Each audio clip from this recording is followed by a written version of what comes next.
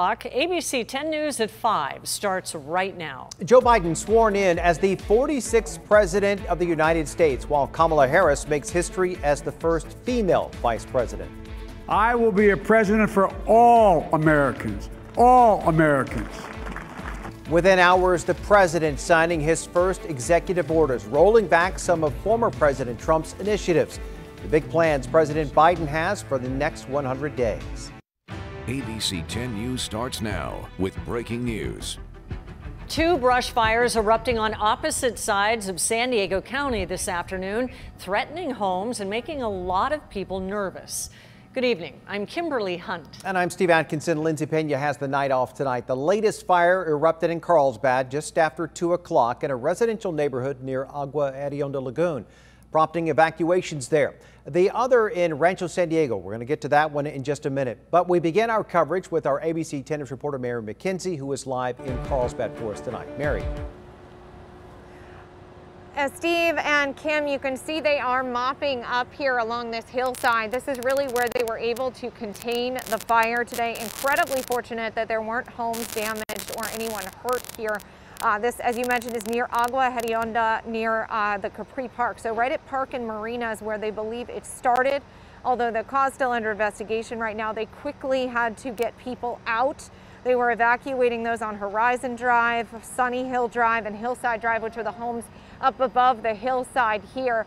But you can certainly tell this was, they had air support very quickly because while it wasn't a terribly big fire, there are homes on both sides, above and below, and we know it was a very windy day, so they were concerned too about some older people who were having difficulty getting out as they were trying to do these evacuations, both again on one side of the fire and the other.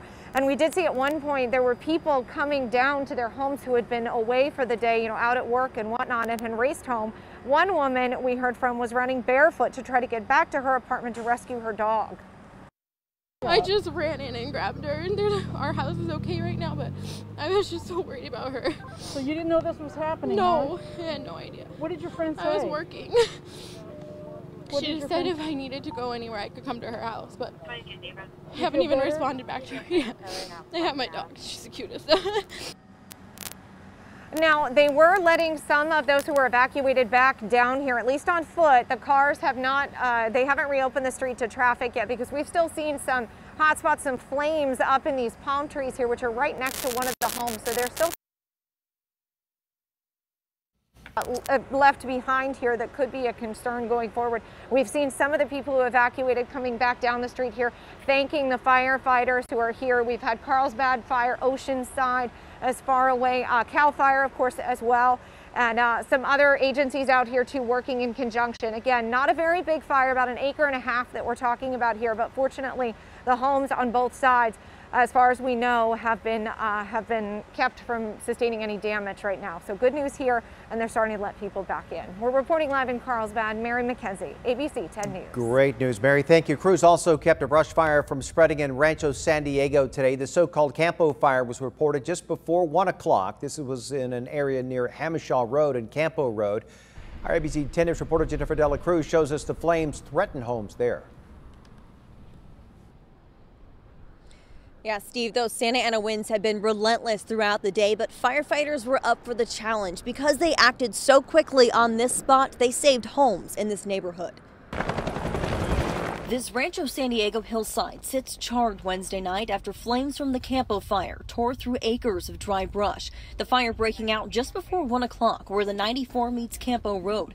Christine has been a resident here for 13 years. She was at work when she got the call that the fire was right by her home. I just rushed home as fast as I could.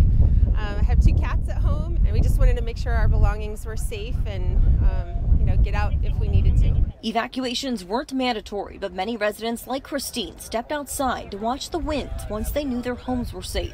I'm 5'11", and these winds are just almost knocking me over as we're here. This is amazing. The wind is blowing the smoke, and it's just choking me, and my eyes are watering, and so they're out there closer than us.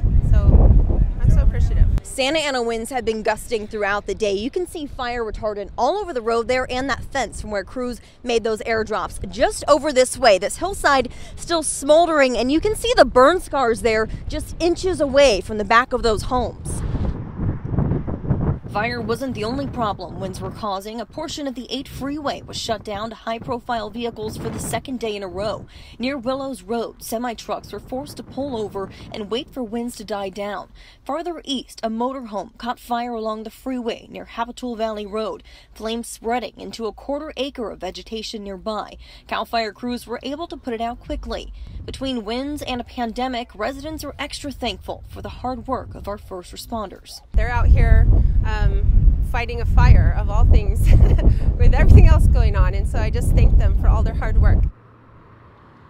Now, most of the crews have headed home for the evening, but they tell me they're still going to continue to monitor this spot and make sure nothing else flares up.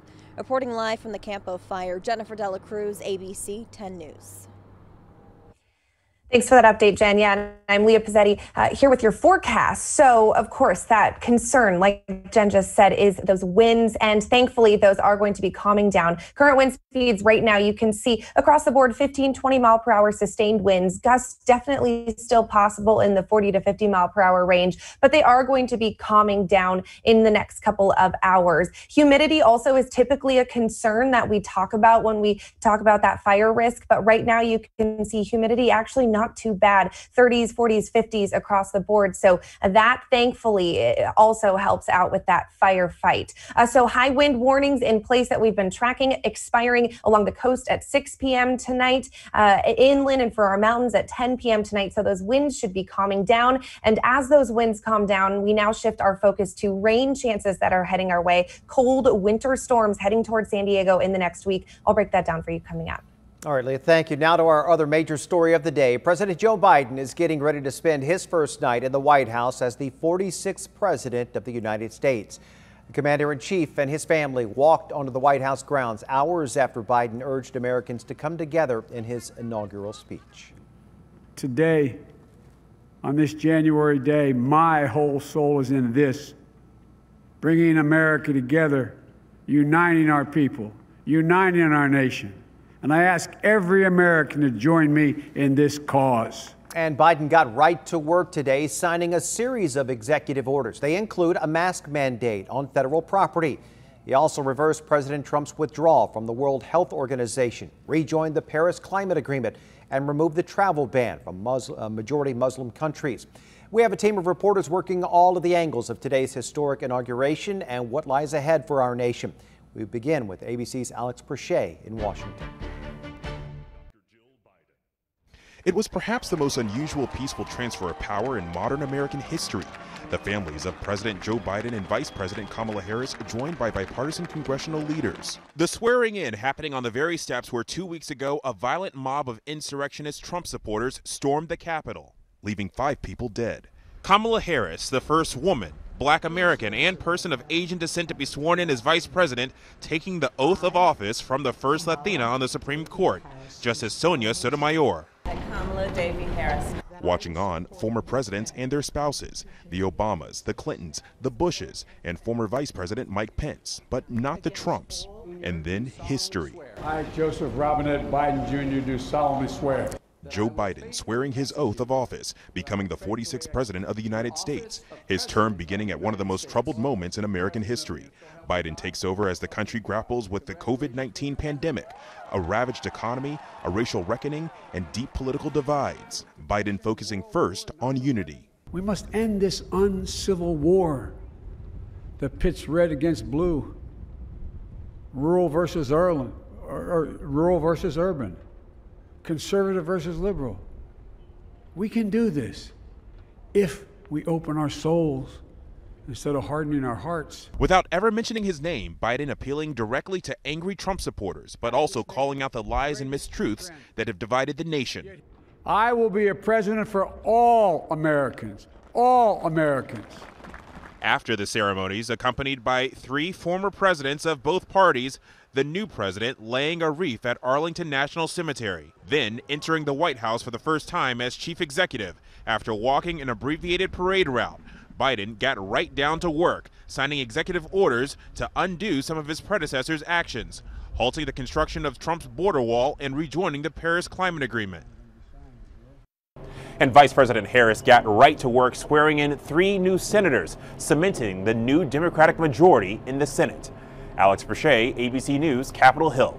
And as Alex mentioned, California now has a new senator this afternoon. New Vice President Kamala Harris did swear in Alex Padilla to take over the seat in the Senate. Padilla is the former Secretary of State. He's now California's first Latino senator. Georgia's 2 new senators were sworn in as well. That gives Democrats control of the Senate. Former President Trump is now at his home in Florida. Before his term ended this morning, he gave a farewell address to supporters. Always fight for you.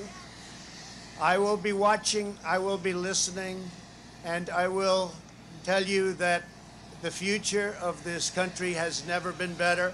I wish the new administration great luck and great success. Trump suggested that he will still be a public force, saying, quote, "We will be back in some form." But former President Trump's political future is still unclear. ABC 10 News reporter John Horn looks at whether Trump will be able to remain influential in the Republican Party.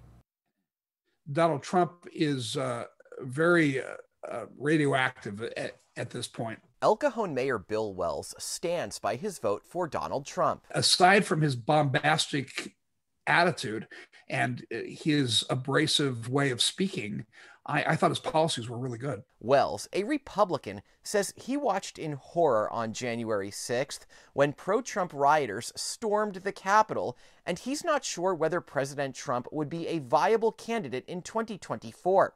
Trump has also floated launching a TV network or his own party. I think it's much better for Trump to use his platform to work within the Republican Party to push for what is the right direction and to find somebody else that can deliver that message without being so abrasive and dividing.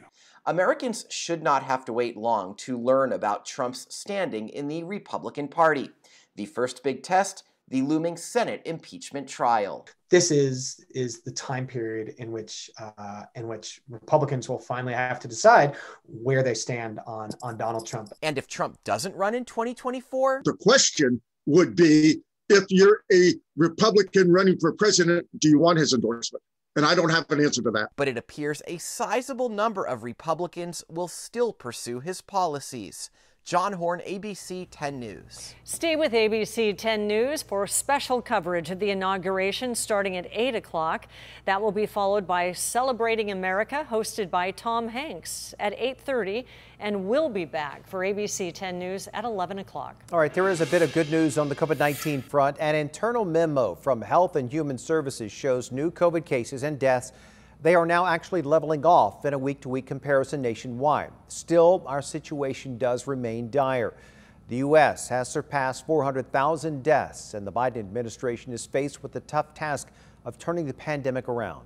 We need to make sure that the country, the people understand that this pandemic is now going to be addressed with science, with trust, with transparency. This afternoon, President Biden did sign an executive order requiring mask wearing on federal property. His team is also aiming for 100 million vaccines in his first 100 days in office.